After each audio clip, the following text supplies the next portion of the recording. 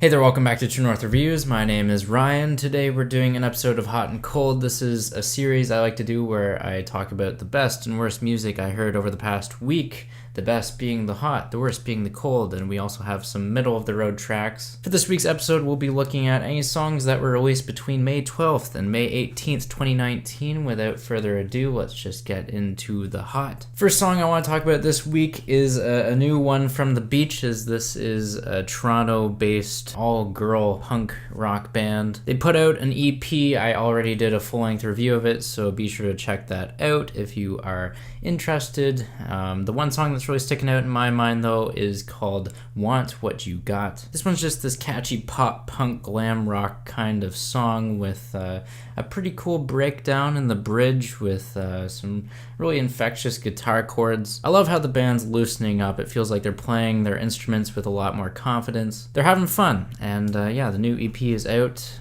Be sure to listen to it. It's called The Professional. Moving on from there, I have another song to highlight from a project that was dropped last week. It was the overhyped Igor by Tyler, the Creator, and when I say overhyped, I actually go along with that hype because I gave that album a 9 out of 10, and the song that I'm going to specifically talk about here is called Earthquake. I tried to put my video together for that album review as quick as possible while making sure I listened to the album enough times to really let it sink in, but I didn't really feel pressured to make that video. It really just felt like I was listening to the music as a hobby, as this channel is meant to be a hobby. It's just one of those albums that I put on multiple times and I didn't really want to stop playing it. It made my life that much easier to talk about, as I'd recommend this entire album, but this song in particular, Earthquake, is the closest thing that we get to a single on this project. It's the only song on here that I think is tied to a music video, and yeah, I was really surprised with Playboi Carti's feature on here. I thought he did a solid job for SoundCloud rappers as far as they go. I'm not really big into that type of rapping. I know it's not really a type of rapping, but they came up and got famous because they were on SoundCloud. But yeah, the production on Earthquake is solid, and it's 80s inspired. It's pretty slick and super colorful and just fun all around. Next up, we have a new single from Mavis Staples featuring Ben Harper. This one is called We Get By. This is the third single. I have enjoyed the first two up until this point. This new one is definitely the most laid back and simple of the bunch, both lyrically and sonically. Still a wondrous and life-affirming track that will be perfectly suited for a summer playlist. Next up from there, we have a new collaboration between Lizzo and Charli XCX. This is a Charli XCX song featuring Lizzo. This one's called Blame It On Me. It's this futuristic kind of pop song, something that I'm not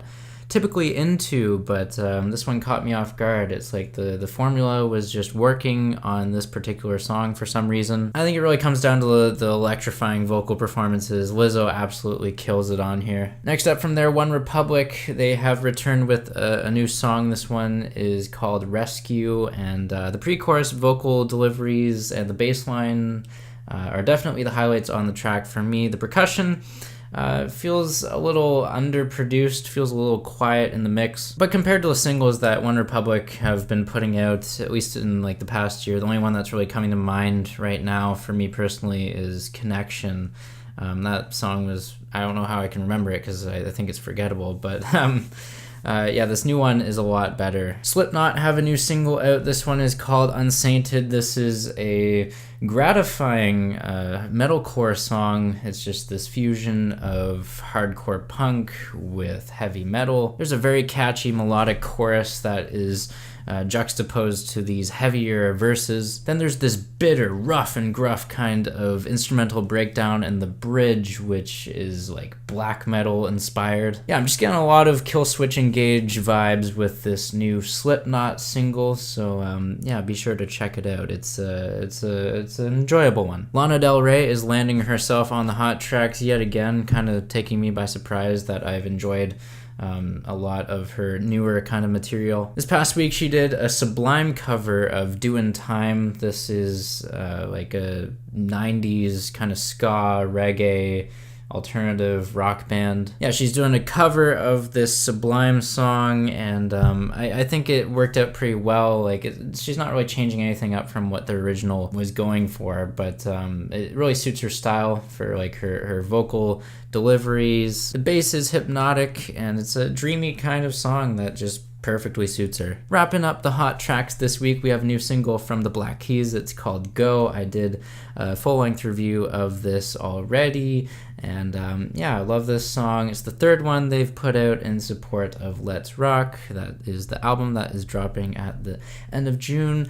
I'm so hyped. Yeah, this new song though feels like a return to the garage rock days for the band, mixed with like this touch of attack and release, which is something I approve of. Super easy going, and it's easy to sing along to. The song's catchy as hell is what I'm saying. Now onto the middle of the road tracks for this week. These are songs that I think are okay. They weren't the best, they weren't the worst, still worth checking out. You might like them more than I do. First up, we have a new song from Denzel Curry. This one is entitled Ricky. This one's got a cool beat. It's a banger.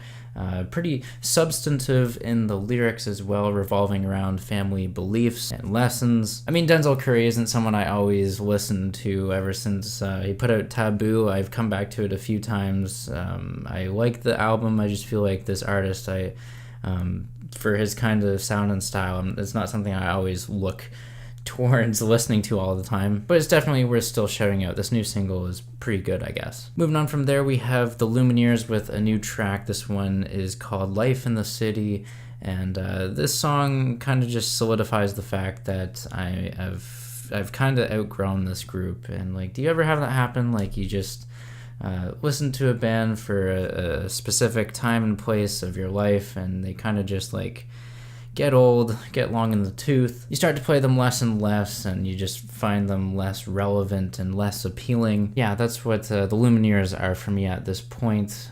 Yeah, it's a sweet song, sweet melody. I just really get bored with it before it's even over. Next up, Black Mountain have released a new single. This one is Licensed to Drive. This one's got like this motoric kind of pulse to it. It's trying to be like this Highway Star by Deep Purple. Just this hard rock or early origin to like this new wave of British heavy metal music. Yeah, the drum fills are cool. The synthesizers that are sprinkled in on the track, they're nice and it complements it well.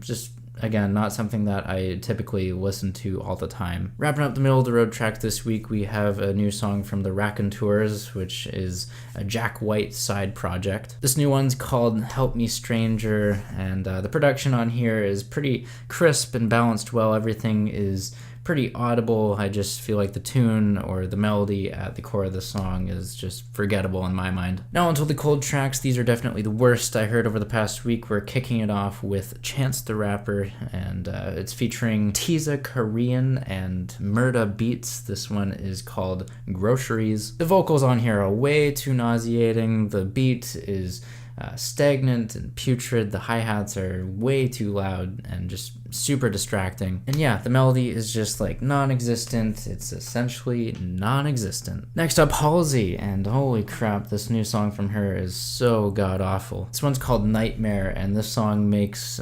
Without Me look like it's friggin' Bohemian Rhapsody. Yeah, this new single from Halsey is just this colossal mess of trap that blends with this overblown, bland, and edgy rock instrumental. The track is overcompressed, and it's basically just Halsey chasing every kind of trend she can go for to make it seem like she is kind of trap, but is like dipping her toes in rock, even though I wouldn't really want to call this rock. I don't know, I feel like she's just trying to stay in that alternative scene just so she can get some more credit. I'm really just missing her debut album at this point. I feel like she had a lot more genuine songwriting there, even though it was a bit more influenced by like this sensual and over sexualized nature, I guess. Moving on from there, Bruce Springsteen has seen fit to put out another single. This one is called There Goes My Miracle, and this is trying to be this larger than life song,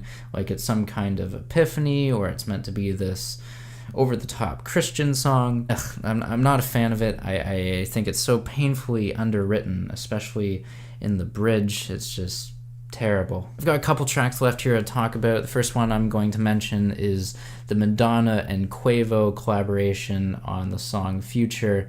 And I didn't think it could get much worse after that last collaboration between Madonna and some other artist, which ended up being Sway Lee. I didn't think it could get much worse, but it did, and I don't really want to talk about it much other than saying that, Madonna is just so out of touch with this millennial audience. She's so out of touch. Wrapping up this week, we have a new single from Passion Pit featuring Galantis. This one's called I Found You. I've been dying to talk about Passion Pit on my channel for a while. I am a fan. I just feel like it's a shame that I have to be talking about this song as my first time bringing it up here. It's essentially just this cheesy pop EDM crossover, and it's nothing that interesting. It's just drab and overproduced garbage. It's basically just in one ear, out the other, and it's not worth checking out. There you have it. There's Hot and Cold for this week. I'll catch you next time. Thanks for joining me, and as always, stay hydrated. Leave a like, subscribe, leave a comment, tell me what you think of these songs. Thanks for watching, and as always, have a rockin' day.